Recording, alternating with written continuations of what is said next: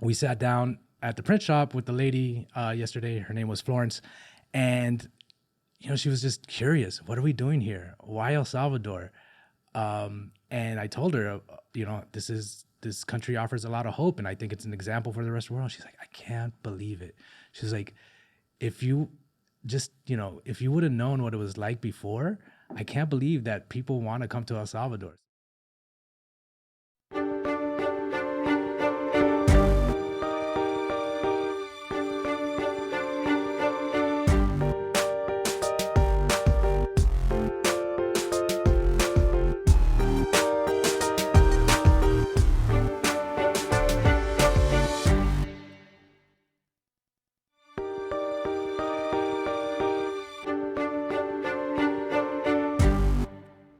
Michael, I love the name. Yes. Easy one for me not to screw up. Yeah. Glad that we finally got you here in studio. I think last time we were together, you were interviewing me at the having party. Yeah, something. So, that's right. Well, first of all, thank you for the invite. Thank you for having me here. Really looking forward to the conversation, and just being here. Yeah, I think we were going to start out with a tweet that you sent out, if we can get Paco to pull it up, and then just talk a little bit about what brought you down to El Salvador. Sure. You want to read that for us? Sure. I went to El Salvador to see the transformation that's occurring firsthand, and there's no doubt that President Nayib Bukele is steering the country into freedom and prosperity. I'm excited to be part of it. So you saw what was happening here in El Salvador, and I'm assuming you were already a Bitcoiner? Yes. Okay. Yes. And so you saw what was happening here, and you just decided to show up for a conference, or you just came down, or what was the first time you were here in El Salvador? So I was working with my business partner, Jordan Herbs, and we were working on video production. And we were doing that remotely for about 6 months or so. And we hit a wall. And one of the things that we decided is, hey, we need to meet up in person and, develop some rapport and break some ground here. Okay, so you were in Miami and he was? Hawaii. Hawaii, okay. Yeah. So you guys were doing this all remotely, and you didn't really know each other before that? Or No, we met through X. Okay. Yeah, Twitter. And so, El Salvador seems to be a natural meetup point for Bitcoiners. He's a Bitcoiner as well. And so we said, hey, why don't we just meet up in El Salvador, and check it out and shoot some content and see if we can break some ground that way. And we thought the story here was going to be Bitcoin. But when we came, we realized that it's localized to some spots and some circular economies. But really, when we started talking to the locals and the business owners, the real story was the transformation that has occurred under Nayib Bukele. The cleanup of the gangs, the safety that he's secured for this country, and how that's liberated the people. So we shot, I would say it's like documentary footage where we were interviewing local businesses. We kind of pivoted and we started interviewing local businesses and locals about what life was like living under the gangs and how life is now. And so this is the first time I was hearing it, and I was hearing it from the people itself. So it struck me in a more profound way than just reading it on an article and such. Yeah. When you hear their stories firsthand and you feel the emotions and you see what they had to, and you see the pictures of their family, and they were so nice. Everyone was so nice to us. They took us into their homes. We partied with them. We ate with them. And so, I really felt something magical here. And that's really the spark that, made me think about El Salvador on a different level. So when was that? What year was that? Well, that was this year. It was this year. Okay. December. Oh, I'm sorry. Not December 2023. Okay.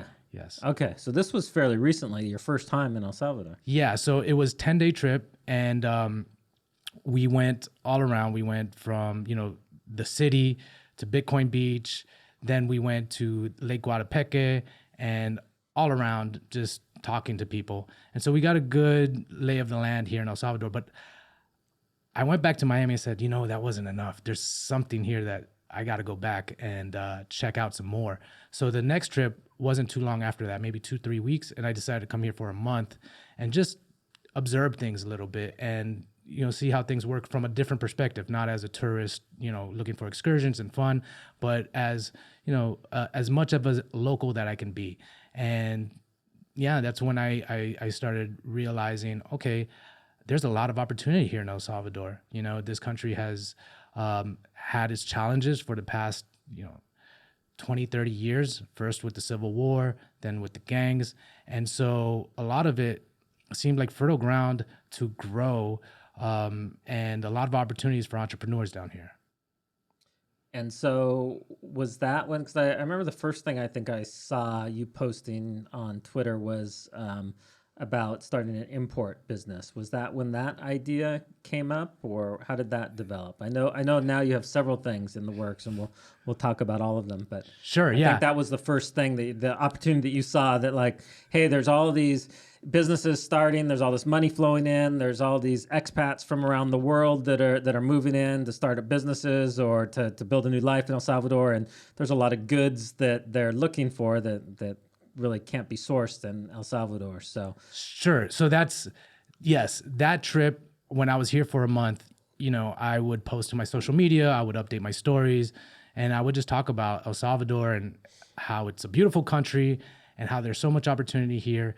And one of my friends from Miami, who has an export company, contacted me, and he said, hey, I've been looking to start a branch in El Salvador. I'm in Honduras, I'm in Haiti, I'm in Barbados, and El Salvador has been on my radar.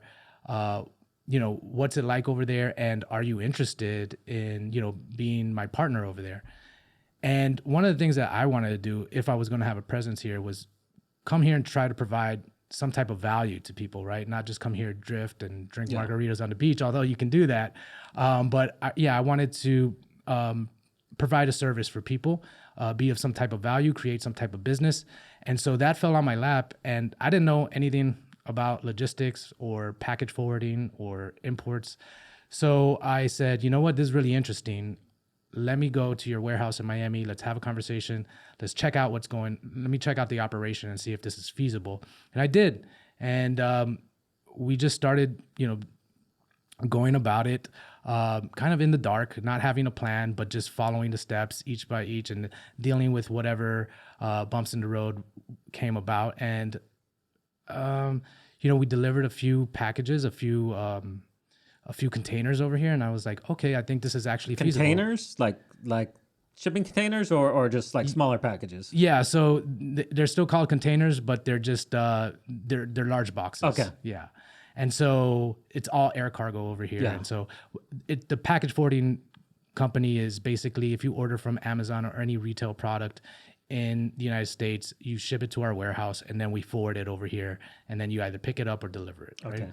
And so for expats, it's a big deal because, like you said, they can't source a lot of the stuff they need here in El Salvador. It's still, El Salvador is still growing. Its infrastructure is still being developed.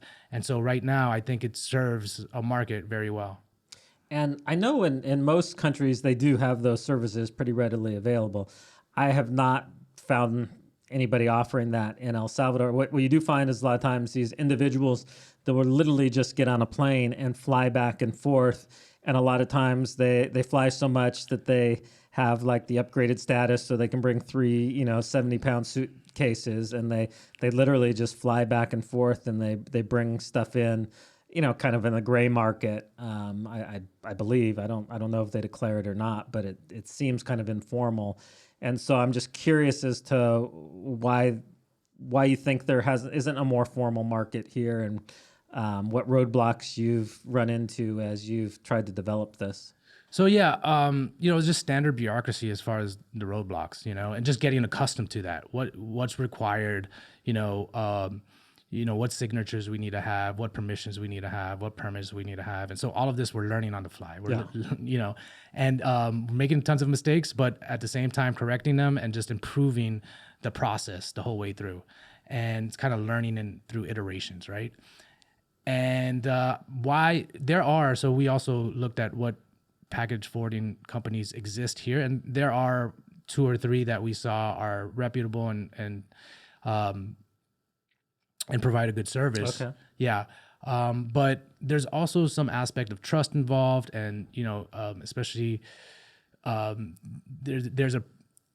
there's something to go with white glove service, knowing that your package is being tracked. We've encountered a lot of stories where people had a lot of trouble. So packages stuck in customs because they didn't. Oh, I mean, I've heard like that's why I haven't tried to ship anything. I've never even tried to have anything mailed here because I know so many friends who have had these nightmare stories, or they shipped a container down and they wanted them to itemize like every piece of silverware and every individual like Lego that they had in their kids' Legos, and I'm just like, that sounds horrible. Like Yes. I want to stay away from it. So yeah, and that's the headache that we try to alleviate for our customers. And there's a lot of, it's personal. People are shipping certain items and it's personal to them and they want to make sure it's in the best hands. And so, being able to deal with someone they know, someone they trust, someone they can pick up the phone and call, I think goes a long way. Yeah. And so, yeah,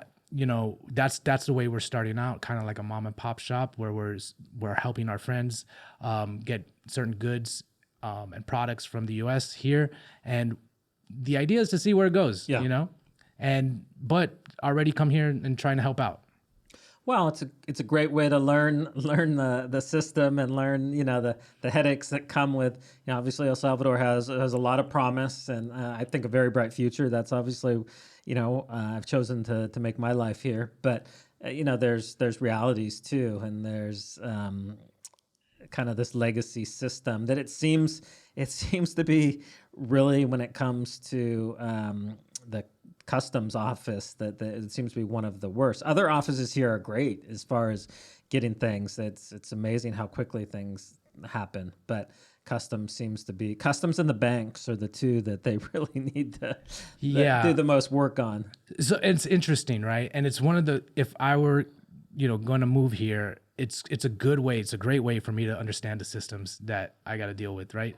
And how to maneuver them and what's required. It gives me a good idea of the regulatory structure that's here as well and the laws and stuff like that. So it was a great introduction as far as like, here's what you have to deal with in El Salvador. The bureaucracy you have to deal with. It's in every country, but it gives you a more of a sneak peek as far as El Salvador specifically. And so it was good. That was good information for me as well. Yeah. Yeah. So let's reverse a little bit and give people a little bit of your story. Like why did you see El Salvador as a place?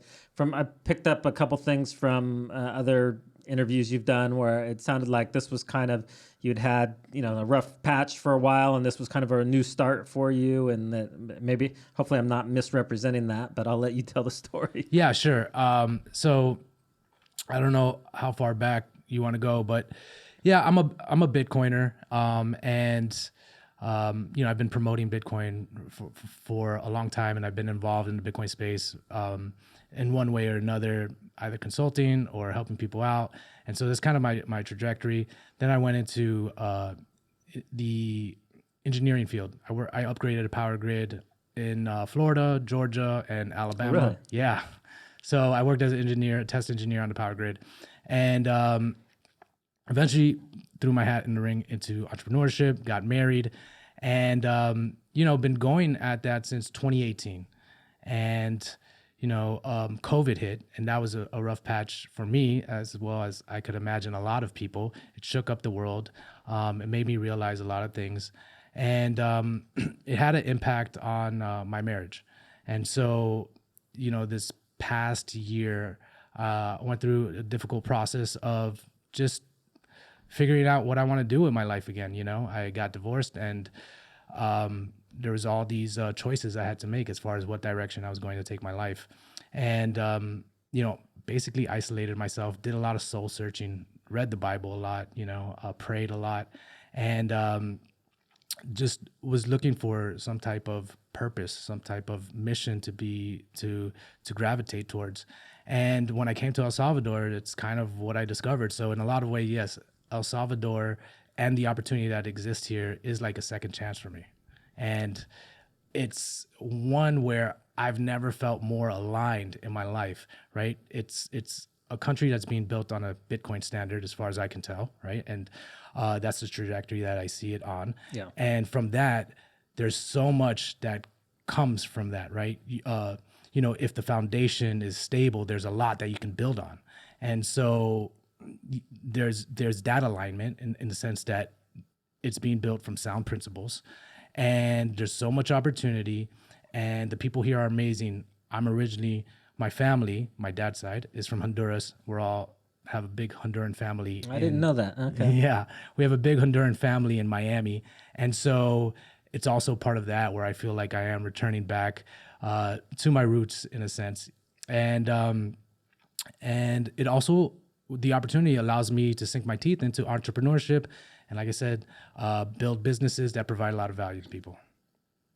So in addition to the shipping business, I think you got like, I don't know how many other things. I feel like I see you doing real estate stuff. I know you got a conference going on, and I know you guys recently set up a studio. So let's talk about the studio first. I know you've got your producer. Is that correct? Yeah, okay. Matthias, my producer. Your producer's sitting in here with us. He was just sharing. He's the second person to get residency from Estonia in El Salvador. So yeah, he congrats. He was disappointed he wasn't the first. So we'll have to find out who the first was. So it's great having you guys here. So tell me about the studio. Like, what's the idea? What's the so this is the other interesting thing, because there's so many opportunities here in El Salvador. Things started getting thrown my way. One of the things that's beautiful about social media, there's a lot of negatives, but one of the things that are beautiful is that it allows you to connect with people and allows you to get a message out there and fairly easily, right? Everyone basically has a studio in their pocket with the iPhone. And so I found content the way to, develop a personal brand, an authentic personal brand, one that represents me and my values and my messaging that I want to get out there. And people started reaching out to me because of the content I was making. Hey, you want to show a property? They would ask me, you want to show a property for us since you got a social media presence and you seem to be all right on camera, good on camera. And so I was like, yeah, let's do it. Why not? Let's see where this takes me. Again, like, it's starting fresh. You don't know what avenues to take until you kind of experiment a little bit. So I started doing like real estate showcases and started a 5-minute podcast, which you were on, where I was just wanting to talk to people. And I said, hey, why don't we just put this on video? Especially, I want to highlight all the good stuff happening in El Salvador and all the people that El Salvador is attracting. And so I was like, 5-minute podcast, there's no pressure. I can ask them on the spot. And if they want to, great. And if they don't, no big deal. And so started with the 5-minute podcast. And then, during all of this, my business partner, who was still in Hawaii, he was really thinking about moving here. He has a wife and kids, so it's a little harder for him to just make the jump like I did, right? And also, he's on the other side of the world. I was in Miami. It's a quick flight from Miami, so he was really looking at what's happening here. He came for the halving party, and there was so much energy at the halving party. There's so much excitement, so much optimism. I mean, Bitcoiners It was a fun event. I like the fact that it had a little bit of the conference element, but it was mostly the hallway, fun stuff that you actually go to a conference for. It was a different way of engaging with Bitcoiners without the corporate 9-to-5 schedule, kind of feel.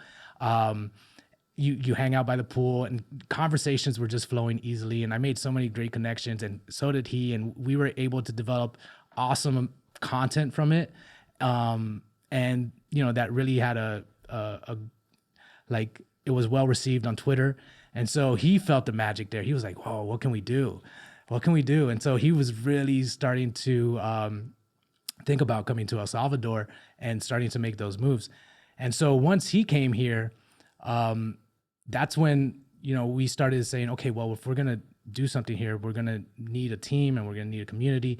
So we had the idea of doing like these webinars or these community calls of people that are interested in El Salvador, that see the promise that El Salvador offers, that see the alignment and values, and hey, come join our webinar. I'm here in El Salvador.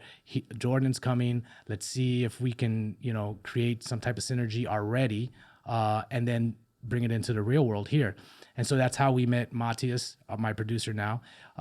He was in Estonia at the time. He was already coming, but when he came, the first he already had a spot at Sovereignty Okay. Studios. Yeah. So Sweet. yeah, so that worked out. Like our team developed a lot, has developed from X and the connections we made online. And so as we got to work and started doing different pieces of content and seeing where we could provide value here and there, a podcast was a natural way to go.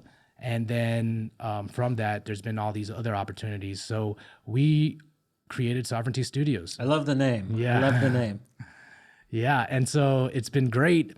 We look to be more than a media events company. We really want to make an impact. We believe a renaissance is happening here in El Salvador, and so we want to, it's more than just the media and events. It's like, can we bring the right people here and create have an impact?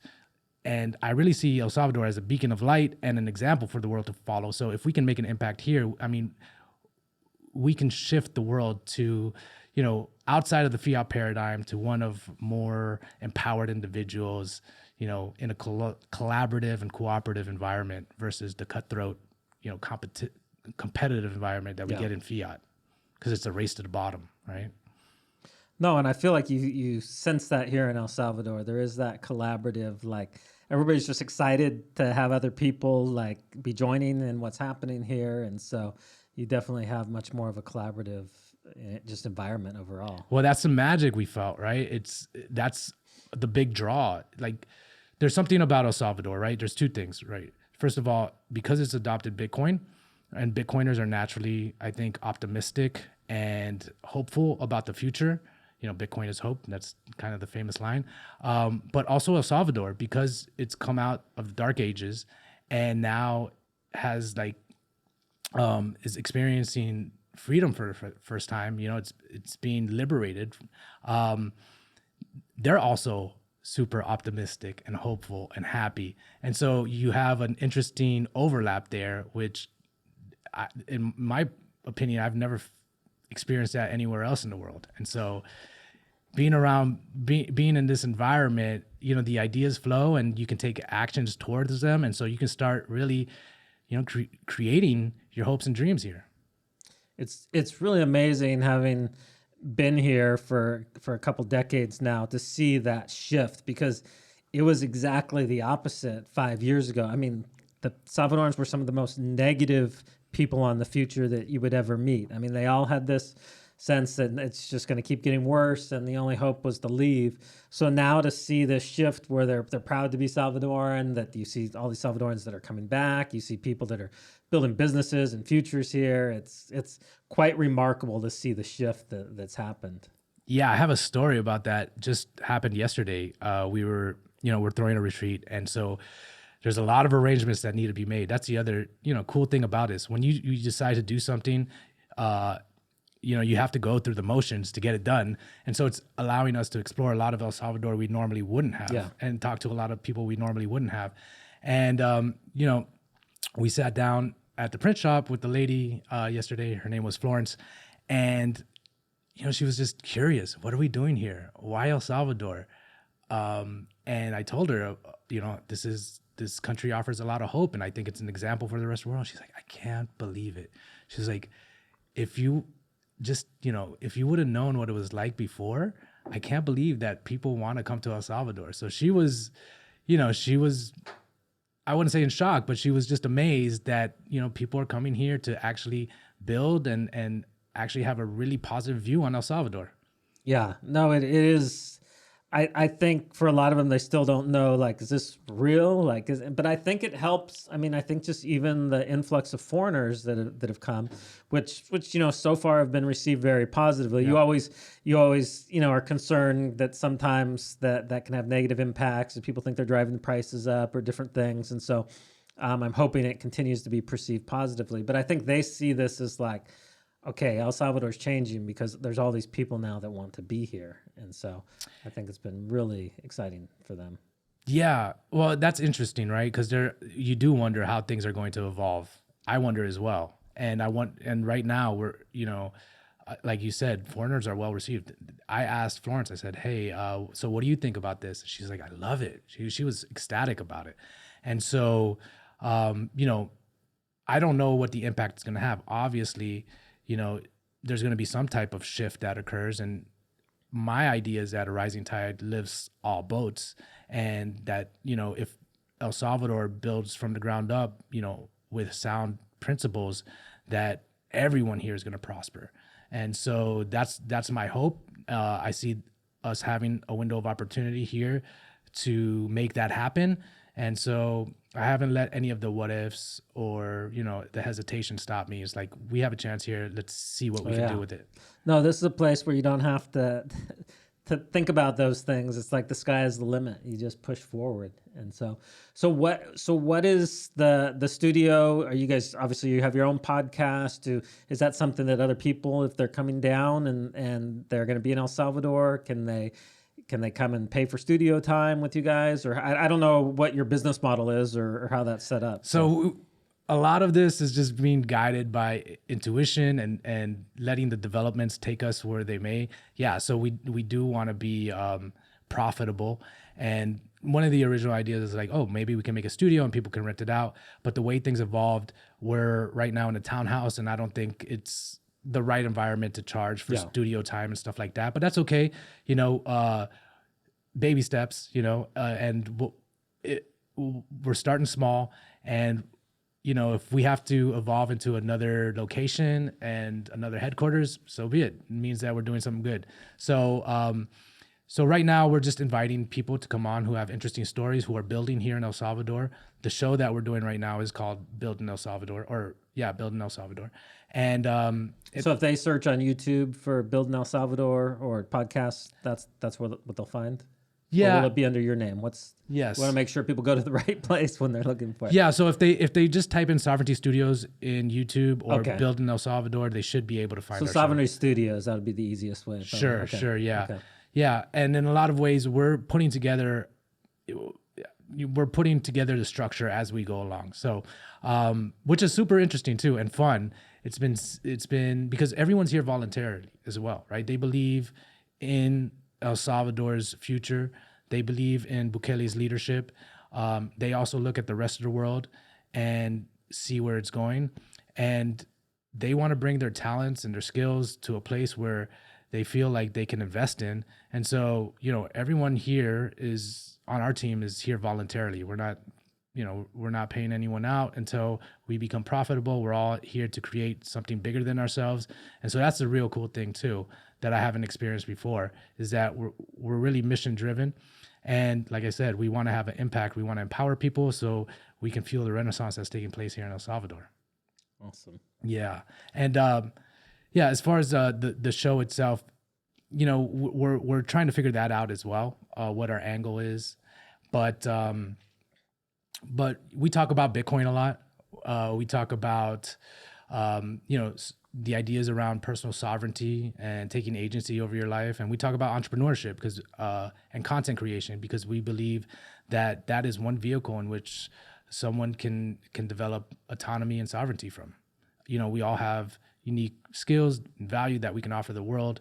And, if you can harness that through a personal brand and through a business that you create, it gives you a lot of agency. It gives you a lot of power over, what direction you want to take your life.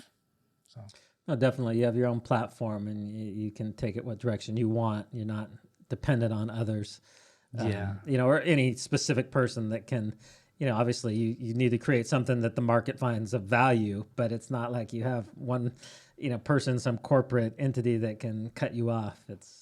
And I realized how important that was during, COVID, right? Yeah. Where all of a sudden you have your employer making demands that are crossing boundaries, and then all of a sudden you're saying, well, who's in charge here? Who's in charge of my body? Is it me or is it my employer? And so I think a lot of people realize at that moment that, like, claiming territory over your life is really important. And because there's people and entities and forces and special interests that,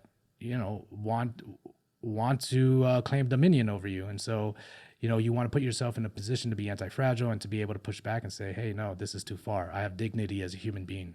Yeah.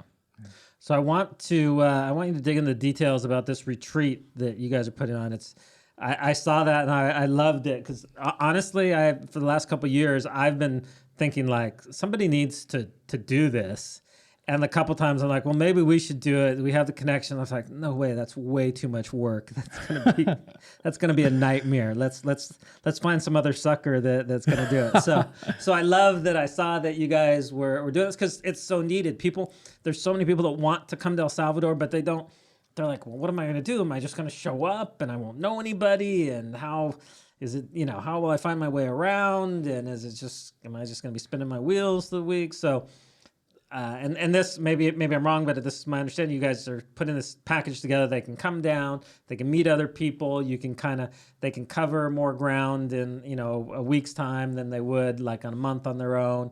And you guys are going to be in a beautiful location. But you tell me that's what I assume it is. But I like hearing it. I like hearing it because this was an idea that came to us, and within a week we put it together. We're like, and a lot of this is also the magic that happens here in El Salvador. I don't know how to describe it, but things seem to just fall in place here, and you just seem to meet the right people. It's very serendipitous, right? It's like almost feels divine. It feels like God wants you here to do this in a lot of ways because just the way doors open, and things fall into place. So we had this idea, and then we just executed. We said, okay, let's put it together.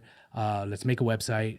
Let's. So what was your idea? Don't go on. I'm assuming a lot of things from my own idea, but what was your idea for this retreat? Like, what is the? Yeah, so that was it. So it started from a problem. What problem are we solving? You explained it very well, right? We also recognized that too, that there were people that would come here. They didn't know where to start. They didn't know who to talk to. They were wandering around, and so they didn't get the El Salvador experience that they potentially could have had.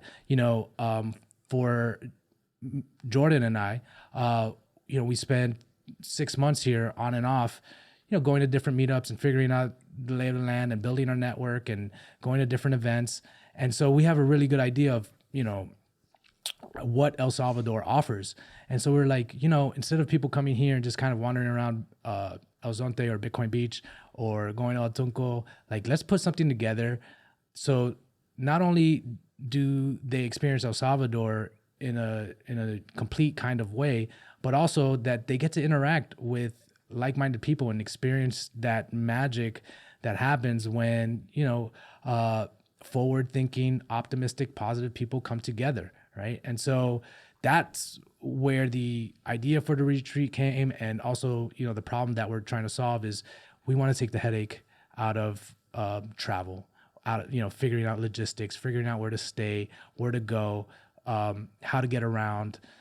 We just want people to come here and experience it and have a great time, get a lot of information while they're here, and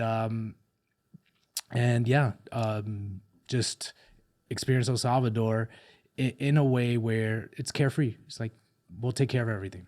Well, I saw the place you're renting. Do we have some pictures? I think some pictures here.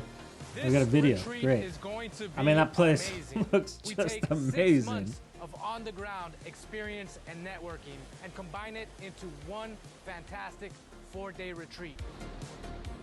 Look at that. Yeah, it's really amazing. El Salvador. What's really going on down there? Now here's your chance to check out what all the hype is about. So is that your partner, your business partner? Yeah, okay. That's Jordan. Building a network is difficult. It's time-consuming. It takes a lot of energy. It takes a lot of money. That's why we've condensed all of that's taken Michael and I 6 months into one long weekend that's also a fun time. We'll be staying 4 nights here at the Bitcoin Mansion on the cliffs overlooking the beautiful Pacific I'll tell you how we got found a that swimming property pool. afterwards, We but it have was really a cool. workout and yoga space. We have beautiful gardens everywhere and a natural saltwater pool. In addition to all of that, we'll be throwing a dress to impress sunset soiree. All of this plus a special appearance by the one and only Bitcoin power couple, Max Kaiser and Stacy Herbert. Nice. We'll be having Shout out to Max Kaiser and Stacey Herbert. They really gave us a shot of adrenaline with that. We'll be hosting workshops, explaining how to get started here, answering all your basic questions, and we're going to have excursions to prime destinations. Yeah, people will show like up just for Bitcoin them, Beach, for sure. Yeah, they really helped us out.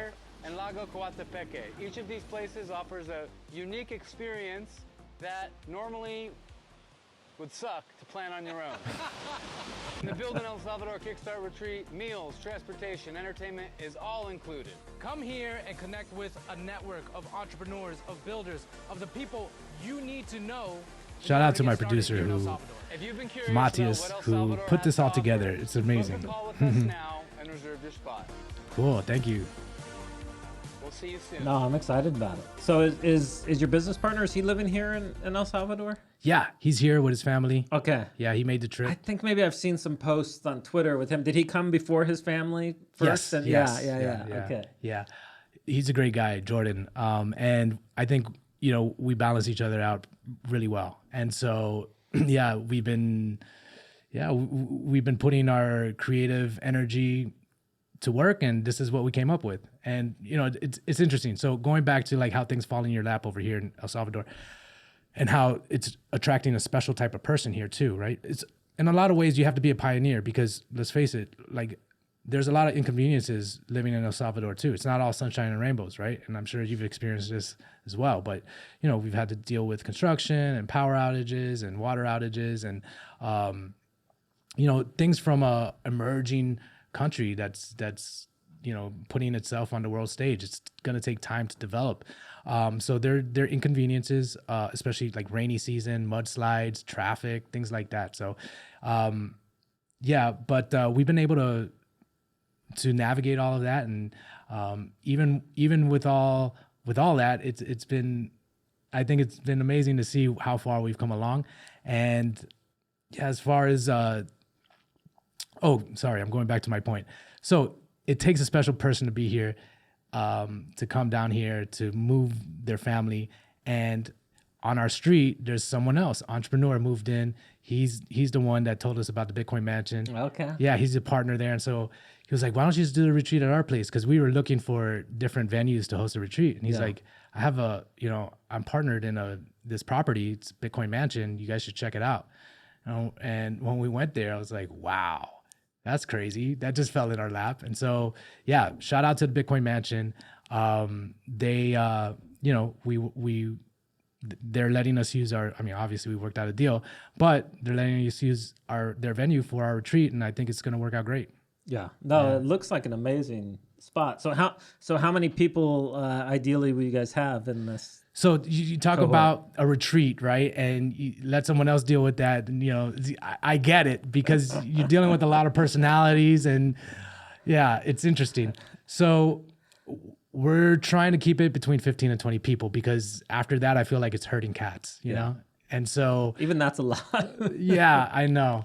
So it's going to be around 15 to 20 people, and, you know, we're going to learn a lot from it. We're going to make some mistakes. We're going to go back to the drawing board, and we're going to, you know, figure out how to go forward. But yeah, so when Max Kaiser and Stacy Herbert said they want to join along, it brought, the operation to a new level. I was like, okay, well, now we need to step it up. Yeah. You know, now we need to really make this, now we really need to make this something worthwhile. And so, it made all of us raise our standards and work harder. And, you know, it's been actually amazing, because we're pushing ourselves to the limit. We're working 12-hour days. We're driving up and down El Salvador. We're going to different vendors, having conversations. And, it's increasing the capacity for what we all thought we could do. And now that starts the imagination process, right? Now we start wondering, okay, well, what else can we do? What else is in our future? How else can we make an impact? So that's been a ton of fun to just go down that path and see what evolves. So are there still spots open for this, and how can people participate, or are they sold out, or what's the? Yeah, so we're selling out rooms. There's 2 more rooms available. Okay. And the mansion itself sleeps 15 to 18 people, but it looks like, you know, not everyone comes and packs a room. So it looks like we're going to have leftover capacity. And there's a resort hotel next door where we can also utilize. We worked out a special rate with them. So yeah, we want to get a good amount of people. There's room. So if you're thinking about checking out El Salvador, this is a perfect opportunity to do it. You know, me and my team, we're thinking of every detail that we can. and covering all our contingencies in order for our guests to have an amazing time.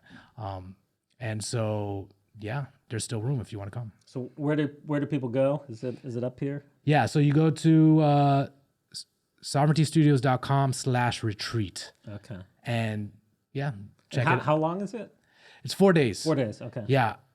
It's 4 days. I think that's a good amount of time. And then after that, what we have is guests are going to stay longer. Some guests are going to stay longer and they're going to venture off on their own. And, we're going to provide an information package on El Salvador to the best of our knowledge, using the resources that we have, point people in the right direction, give them information that they can utilize, show them the lay of the land a little bit, point out spots besides, the beach area that they can go check out.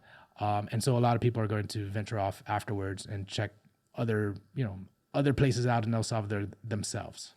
No, I think that's great, and it's a great starting off point. And I guarantee, because it's a first time event, you guys are going to try to do too much stuff. So that when they stay afterwards, they'll be able to follow up. They'll be like, "Oh, we don't want to leave. We're having such a good time here." You're like, "No, we're on to the next spot." Yeah. But then they'll have that. They'll be able to go back to the areas they like. And it's interesting, right? We're all getting out of our comfort zone a little bit, our whole team, because we're going into a hospitality space now. Yeah. And we're combining our talents to do something like this, but it's going to be a new experience and a new learning curve that we're going to have to explore. So, in a lot of ways, it's like the prototype. Yeah. Yeah. No, but what a great opportunity for these people to go in and get their feet wet and feel like they already have a bunch of connections that really, if you tried to just show up on your own, would take you months to kind of get that level of comfortability. Now they have this network. They have people that can call if they're having issues. What a great opportunity. Definitely encourage people, if you have not come to El Salvador yet because you're concerned about how you're going to meet people or how you're going to do it on your own, like, this is an amazing opportunity. Thanks. I appreciate that. Yeah. Thank you, Mike. Yeah. No, I'm glad you're doing it so that I don't have to, because I know how much work it's going to be. Yeah, I know. I'm getting a little worried after this conversation. I guarantee you're not charging enough. So the people that come the first trip will get the deal, because after you do it one, you're like, oh man, that was way more expensive and way more work when you're anticipating. Well, that's a good point.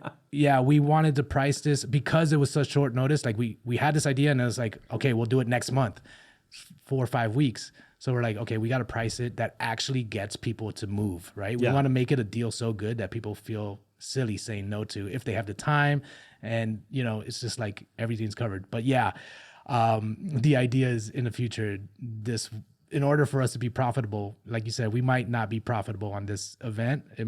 You'll have fun. Yeah. You'll be worn out and exhausted. It might cost us some money, but it gets the ball rolling and it opens, the possibilities for future endeavors going down this route in the retreat. No, and you'll make great friends. You'll meet all these new relationships. It's going to be amazing. Yeah.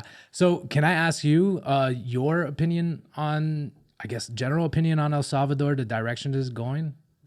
I mean, I'm just continue to be shocked at how positive the direction is. I tend to be a pessimistic optimist. Like, I always think life can get better, but I'm like very much a realist. Sure. And so even when they adopted Bitcoin, I was telling people, oh, it's going to be a disaster for the first couple years, but 10 years on, it's going to be an amazing success, because I just know how much time these things take. So when they did the gang crackdown, I was very skeptical if it would actually work, because lots of governments tried to do things, but they only took it like halfway. And so to see a president that was willing to fully commit and take on the criticism that came with that to actually rectify the problem. And there was a lot of hard, messy decisions that had to be made, during that time. But he did what nobody thought that they could do, which was actually turn the country around. And so for me to see the impossible, it really feels like the impossible has happened. And I mean, sometimes I have mixed emotions. For me personally, I preferred when El Zonte was a sleepy beach town and there was only 5 surfers in the water. And, I'm kind of fat and old now. And so when I'm out there trying to get waves, it's a lot harder than it was before. So for me personally, there's things I liked about before, but that doesn't really matter in the bigger scheme of things. Now there's all these job opportunities for all these locals that are starting businesses. You see hope in the eyes of youth. You see all these great things happening. So it's like, okay, we got to put up with a little more traffic and whatever, but that's nothing compared to, just seeing opportunity come in where before it was just despair.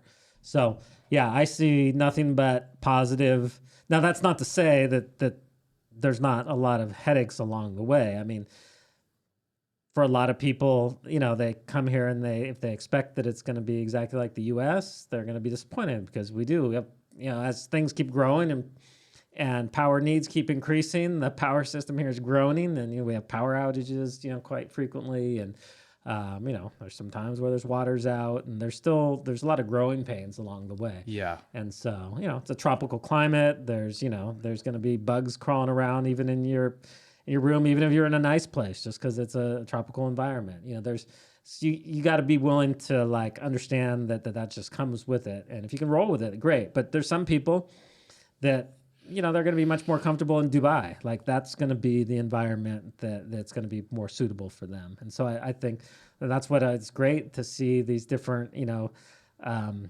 Bitcoin kind of hubs cropping up in the world. And I think El Salvador is definitely going to lead the way. But like I said, it won't be for everybody. There's some people that will want something, that's a little more refined. But there's other people like me. To me, that's kind of boring. I like the kind of wild edge that El Salvador still has to it. Yeah, I like it too. It's the wild, wild west, and like I said, it's not for everyone. So there's, so the person that can endure it, there's a lot of opportunity for them to grow and prosper over here. Absolutely. And speaking of even living in nice places and having bugs, I mean that's what I'm experiencing right now.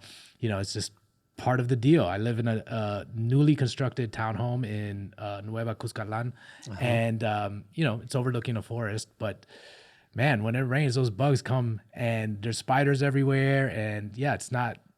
I could imagine some people having an issue with it. Yeah, we've learned to live with it. No, that's the thing about when you live in a place that never gets cold. That's what kills off bugs, and so you have. But it's not, some people expect that it's going to be overwhelming. It's not I think I get bit more by mosquitoes in California than I do here. It's not, but it's more just there might be some weird ant crawling up your wall or something like that. It's not, but for some people that freaks them out. For me, I'm like, it's very minor. So, and you touched on it a little bit, but we talk about it often, what kind of impact is Bitcoin going to have here and the people that it's attracting? And then also Bukele's initiatives to bring 5,000 people here, and then Max Kaiser wanting to make this Bitcoin country, and what kind of impact is that going to have on the locals and the gentrification? And any thoughts there? I would be curious to hear it. I mean, I think anytime development happens, it's overall positive, but it's mixed. There's some people that have negative things. So we've seen even in the local community, you have, as development comes in and people want to build and rebuild homes that were crumbling. There's people that were maybe squatting on land for a while that now the original owners are coming back and want them off because now the land's valuable and they want to build something nice there. And so you hate to see people displaced. We've tried to do a number of things within the projects here. We have a housing project that we've been working on with New Story that's building about 150 homes in the community. So there's things that I think that we as Bitcoiners can do. There's things that the government is trying to do, because I feel like they're very wise. They understand that it's a balance. They need to bring investment in, they need to bring foreign expertise in, but they need to make sure it's benefiting the local people. And so it's kind of this stair step. And I think so far it's been overly positive. It's, definitely been received very positively, but I do think that they need to be cautious in the way that they do it to make sure that the locals continue to feel they're benefiting from it. Yeah, absolutely. It's one of the things that, I hope will evolve nicely. There's other places where they have a lot of resentment, but like I said here, I think that the ground that's being laid is going to allow for, prosperity across the board.